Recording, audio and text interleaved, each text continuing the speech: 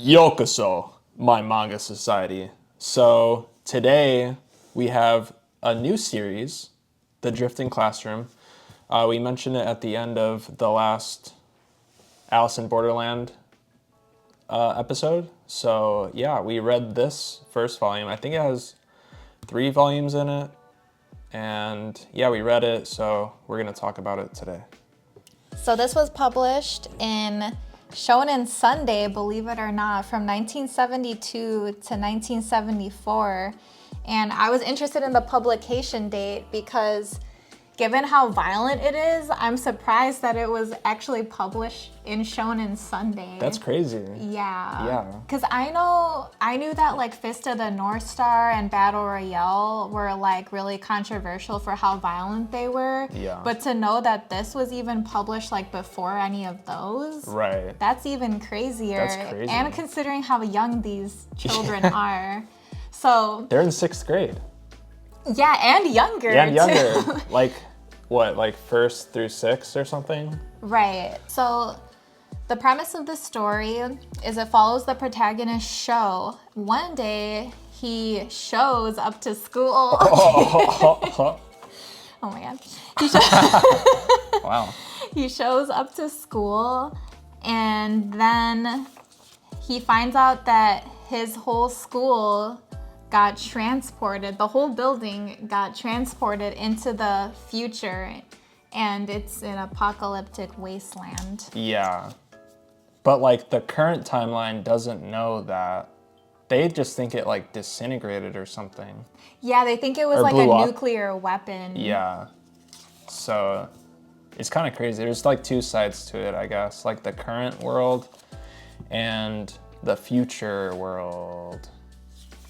Right. Because we learned later that it was, they got transported to the future somehow. Yeah.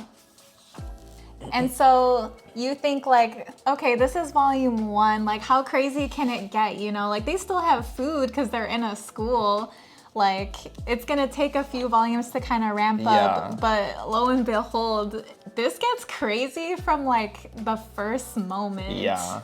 So this is what it looks like outside. It's all like sand. It's just sand. It's just sand. I love how detailed this looks. This really nice. Crazy. And considering like, I mean, none of this was digital, obviously. Right. Like that's crazy. I like the old-timey art style of like how he drew the people. It's like an older art style. I love that. This type of art style really fits like a horror manga, I think. It does. Yeah. Because you don't want it to look glossy. No, you don't. So yeah, I feel like in the beginning it's mostly the teachers and the children. They kind of all like run outside and they're kind of like, okay, the teachers are actually like internally freaking out, but they're trying to have like this front for the children so that they don't start freaking out, which is naturally going to happen. We have 1st graders through 6th graders. Like they're so young, they don't know what's going on. They see sand outside. There's like immediate deaths, immediate injuries. Like people are freaking out. Jeez. Yeah, so they start freaking out. They don't stop freaking out. They won't do anything until this teacher, I think later we know that this is actually his son, but he like stabs him and is like, if you don't like stop freaking out, this is gonna happen to like all of you. Yeah, so I don't know what you could even do to like stop a panic of elementary school kids, but basically they're just kind of like trying to figure out what to do.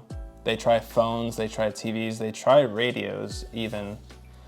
But there's nothing at all because they don't even know, they haven't figured out this is the future yet. So they try different things. And then they start lying to the children. They actually tell Sho to like tell everyone that everything's fine. Which I feel like naturally then he just becomes like the leader almost.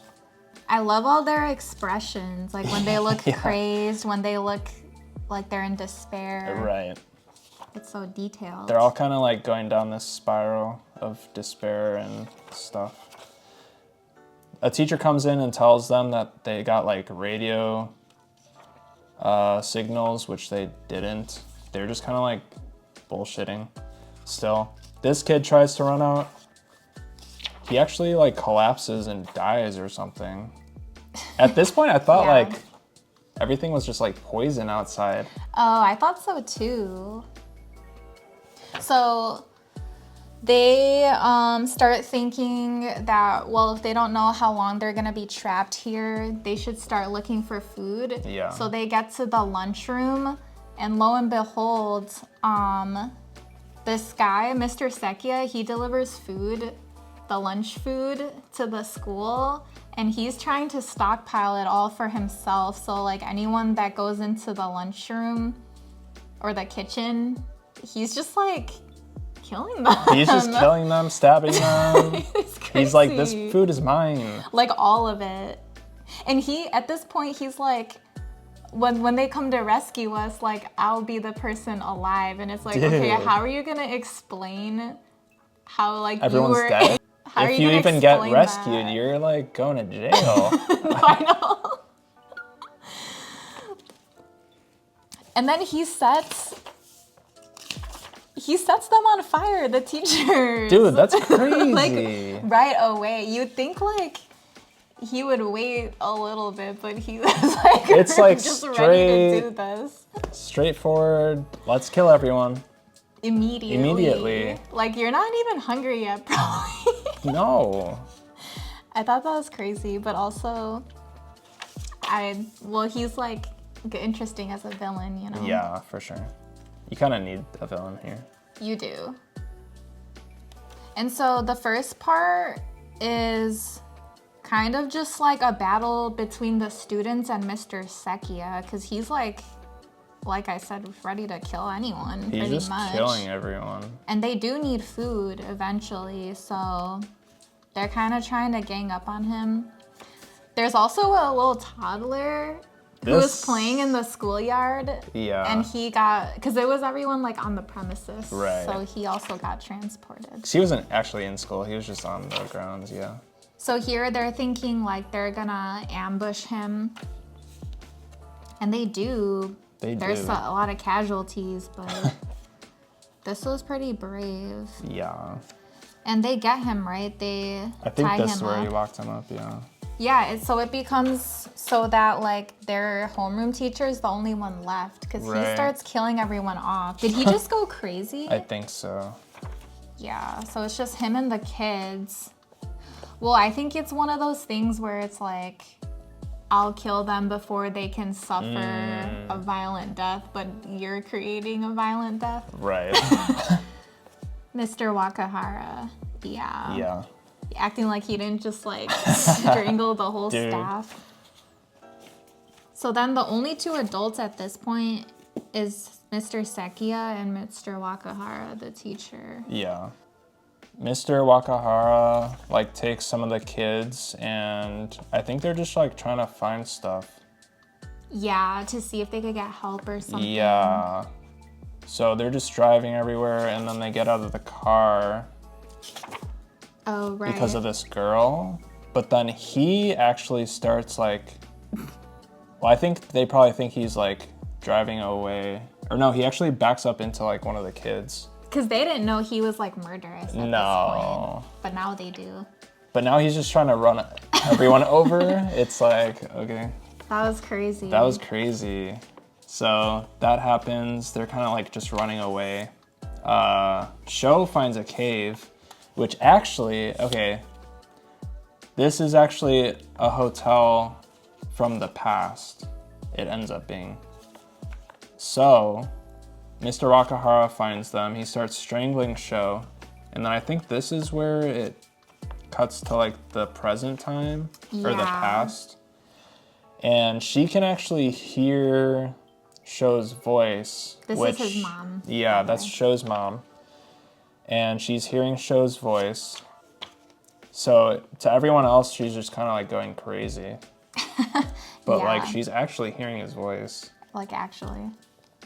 So she's trying to find out where that voice is coming from. So I she's could skip to where. yeah, she tracks it down to the hotel, like the same exact hotel room where he is in the future. Breaks into these people's rooms, acting like a crazy person. But she's the only one that can like hear it, so it's Yeah. like kind of interesting. I'm wondering if like that'll come back later. I know. I'm hoping, like maybe she can help him get out Right. somehow. Right. Like send him more supplies. Right? No, literally. But then she'd have to keep going back to this hotel. Yeah. She could do it. Or if he finds like a different spot. Oh, that's true. That's Yeah. true. Yeah, I don't know. And she like gets kicked out of the hotel the first time, so like the next day she puts a wig on and like goes incognito, goes back and stashes Show's knife into like the area that she can hear his voice, well, where he is in the future. Yeah. Also, props to Show's friend for like helping. He's just a 6th grader. Yeah. No, I thought that was crazy. No, it was crazy.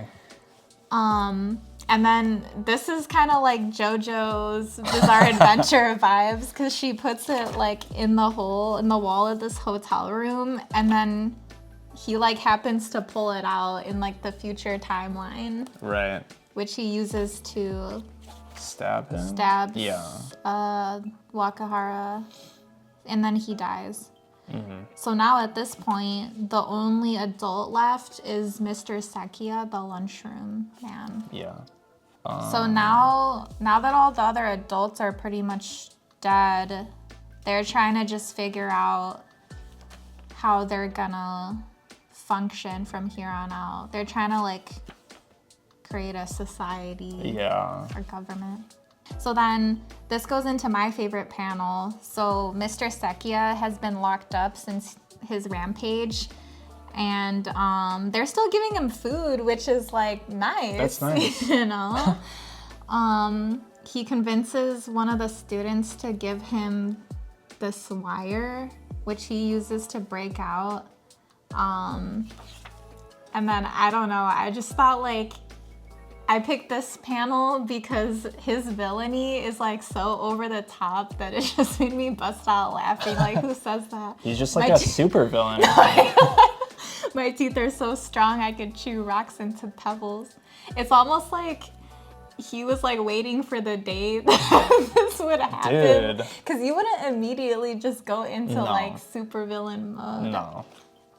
And this student came to give him ramen, but he like throws it at his face. Like, that's Dude. crazy. You could have eaten that. You were saving that food. You were literally saving this food for yourself and now you're throwing it away. Okay, dude. To the student that helped you? Literally. Yeah, I thought that was crazy. That was crazy. So then this whole time you're kind of wondering what is out there besides the sand. And I wasn't expecting there to be like biological life. Right. Were you expecting this? No, not at all. So it turns into like a monster. Yeah. So, yeah. And there's like plants. They try to eat it, but it turns into sand for some reason. So I'm still curious about that. It hasn't explained that really.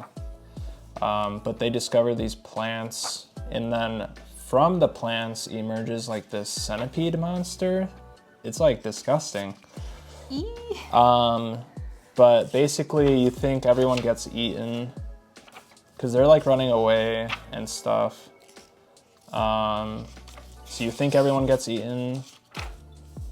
Like, look at that. It's I gross. hate that all the teeth in there is just skittering.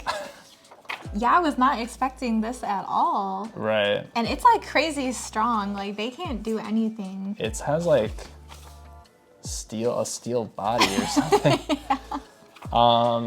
But yeah, only one kid makes it back. And then there's this one girl, I think they call her the queen or something. Yeah, the queen. And she's just kind of like beating everyone up, trying to be like the boss of everyone, kind of like a dictator. So Sho actually comes back, and before there was the one kid that came back from the centipede monster told everyone that everyone else had died, and that Sho and everyone else, I think he told them that Sho was like a villain or something. Like he tried to be the only one that made it back.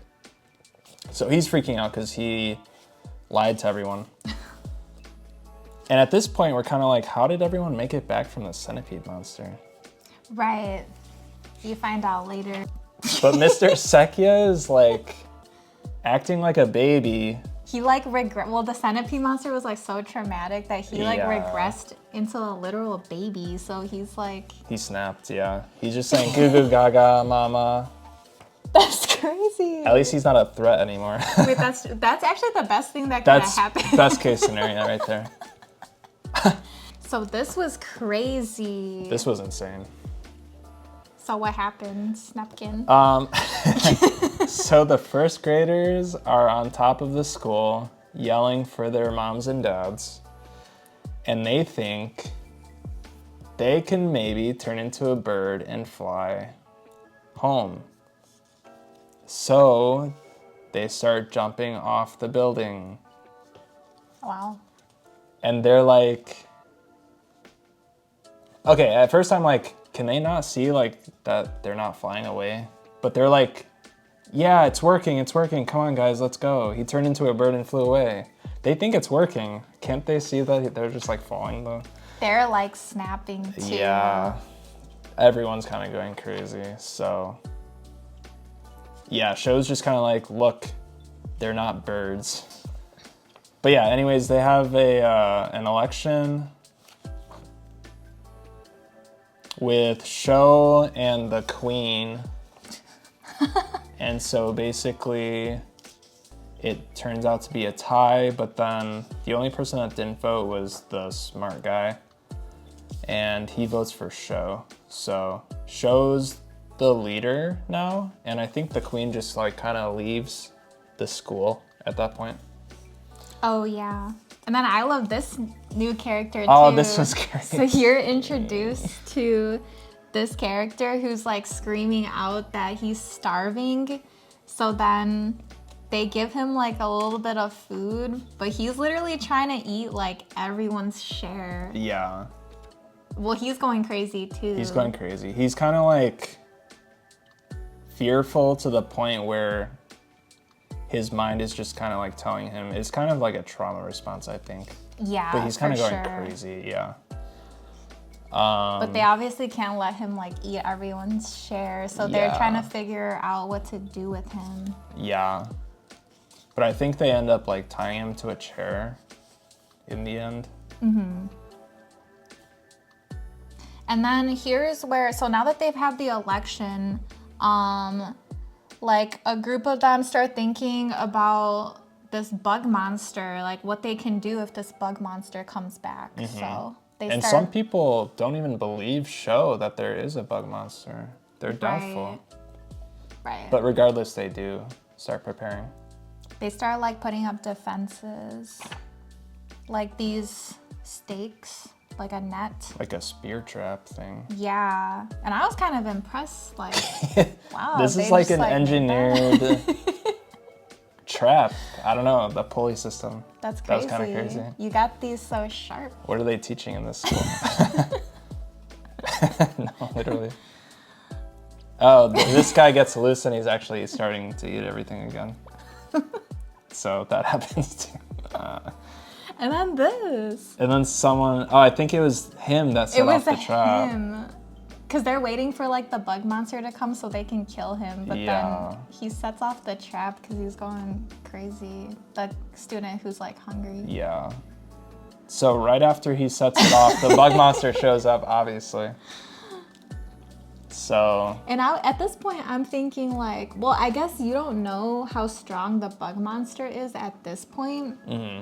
So I'm thinking like, well, they have other weapons, like they could do something, but we find out that this bug monster is literally like you said, made out of steel. Like, look at this. Like they had created this?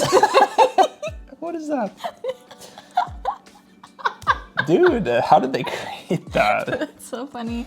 I thought this would do something. This is like one of those things in House of Dragons where they were trying to shoot down the dragons. Like, that's literally what that is. That's crazy. That's crazy. But yeah, they shoot at it and then it eats it. It eats the fucking arrow. The giant arrow, it eats it. Like, okay, how are you even gonna kill this thing at this point? So, yeah, they just kind of like... It's like in the school run now. into the build. Yeah, they're in the school. Oh my God. It's killing everyone. You can't hurt it with an axe. This is crazy. Yeah. It eats his arm. Eats his arm. They try pouring acid on it too.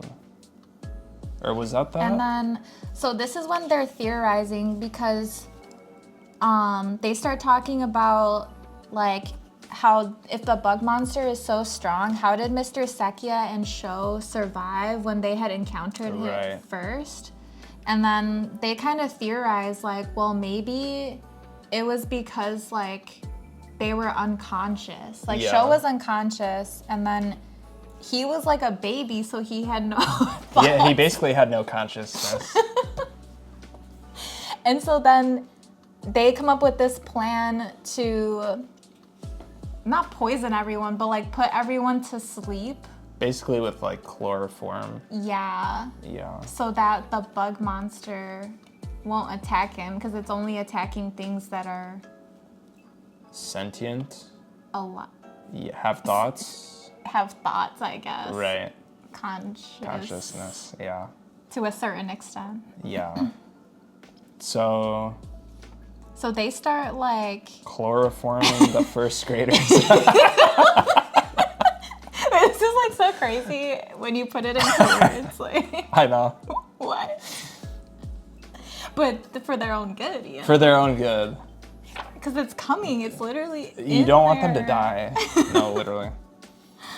So they do that, and then Sho actually becomes he in his mind he's like trying to be a chair. He's like, be a chair, be a chair. Because they run out of chloroform. Right. So he has to do something. He has to, yeah. You have to get rid of all your thoughts. Right.